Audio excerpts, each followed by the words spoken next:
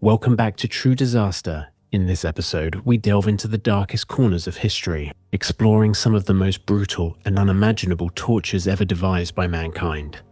These methods were created not just to punish, but to instill fear, break spirits, and bring immense suffering to its victims. Viewer discretion is advised, as the following content is disturbing and not for the faint of heart.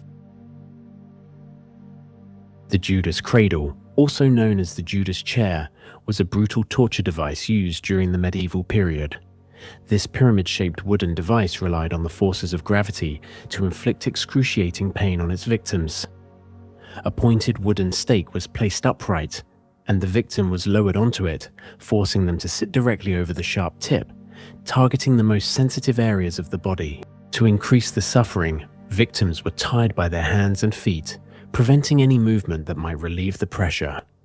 The device was used to extract confessions, and victims would endure this torture for hours or even days, depending on their pain tolerance. The longer they resisted, the greater the suffering.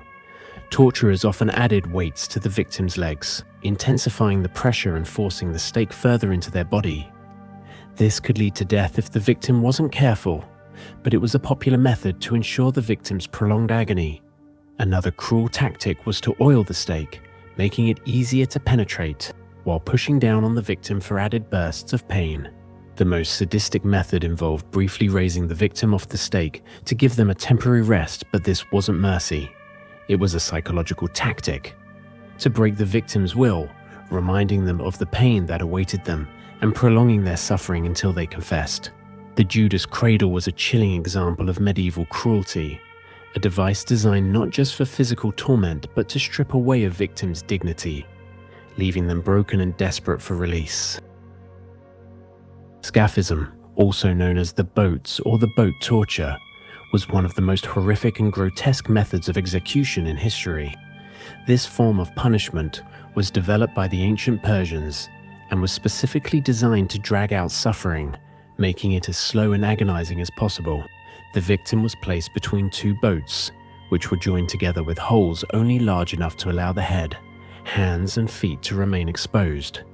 The rest of their body was sealed within the boats, leaving them helpless and vulnerable.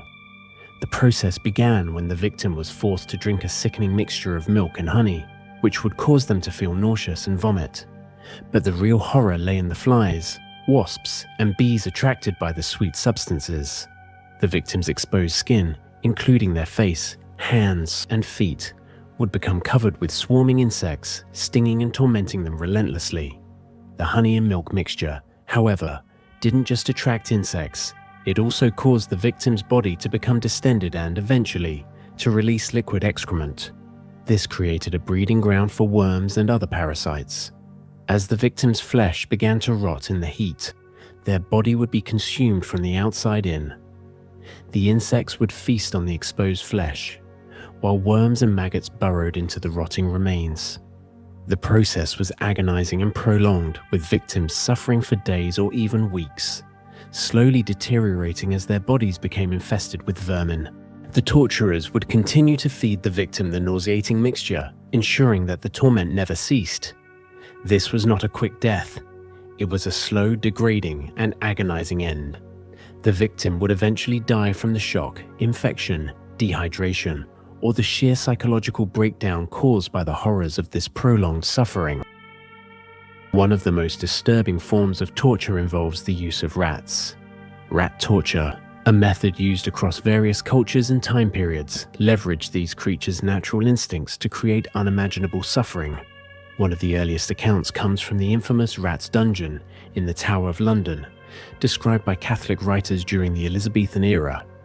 This dark cell, located below the high water mark of the Thames River, would flood as the tide came in, drawing in hordes of rats. In the total darkness, prisoners would feel these vermin gnawing at their exposed skin, tearing flesh from their arms and legs. During the Dutch Revolt, this form of torture was taken to a new level. Torturers would place a pottery bowl filled with live rats onto the bare torso of a prisoner. The bowl was then heated with hot coals, creating a hellish environment for the rats. In their desperate attempt to escape the heat, the rats would burrow into the victim's body, gnawing through skin, muscle, and even organs. The 20th century saw rat torture resurface in grim detail under several South American military dictatorships. Reports emerged of prisoners being subjected to the unspeakable, rats being inserted into the body through tubes. Rat torture is a chilling example of how cruelty can turn nature itself into a weapon. It combined physical agony with psychological horror, ensuring that its victims endured the deepest levels of torment imaginable. One of the most infamous and horrifying torture devices of the ancient world was the brazen bull, a creation attributed to the imagination of Perillus of Athens. This Greek artisan presented his invention to Phalaris, the tyrant of Acragas in Sicily, as a means to execute criminals in the most gruesome and theatrical way possible. Little did Perillus know his creation would become a symbol of cruelty and suffering for centuries. The brazen bull was a hollow sculpture made entirely of bronze, shaped like a life-size bull. A door on its side allowed victims to be placed inside, and once sealed, a fire was lit beneath the belly of the bull. The metal would heat rapidly, essentially roasting the victim alive. But Perillus didn't stop there. He designed a series of intricate tubes and holes within the bull's head to transform the victim's screams into sounds resembling the bellowing of an enraged animal. This added a grotesque theatrical element, turning an execution into a morbid spectacle.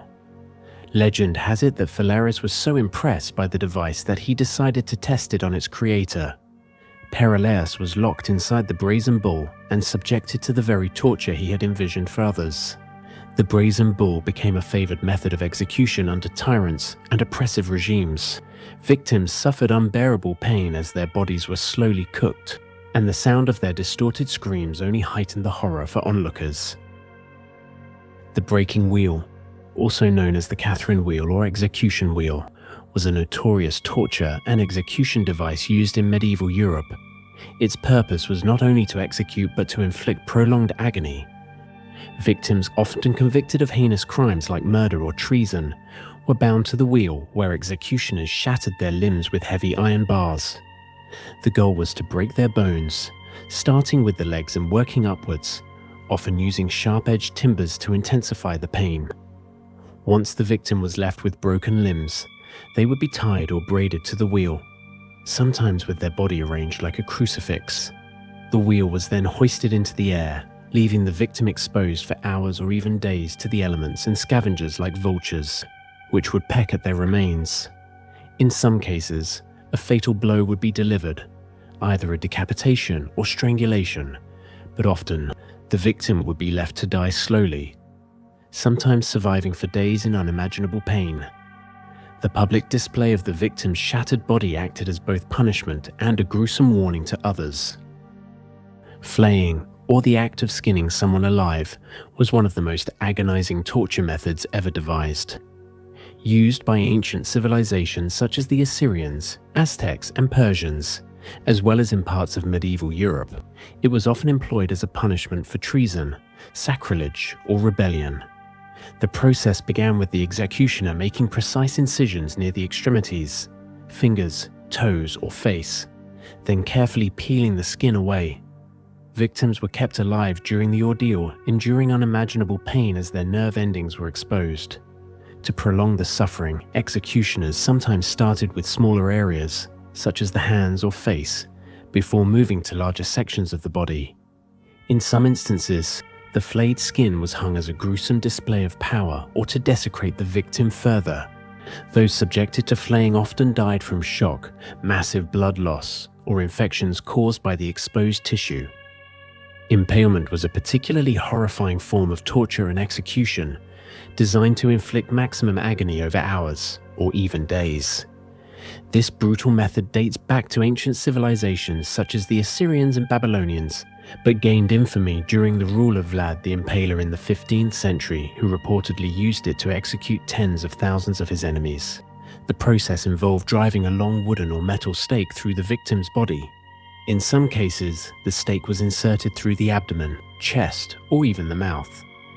However, the most excruciating method involved inserting the stake through the rectum and carefully angling it to avoid vital organs, prolonging the victim's suffering. Victims could remain alive for hours or even days as gravity slowly forced the stake deeper into their body. The stake was often planted upright in the ground, turning the victim into a grim warning to others. Vlad the Impaler famously lined the roads to his kingdom with forests of impaled corpses, using terror as a weapon to deter invaders and enforce his rule. Impalement was not only used in Eastern Europe but also in parts of Asia and the Ottoman Empire. The method's cruelty ensured it became one of history's most dreaded punishments.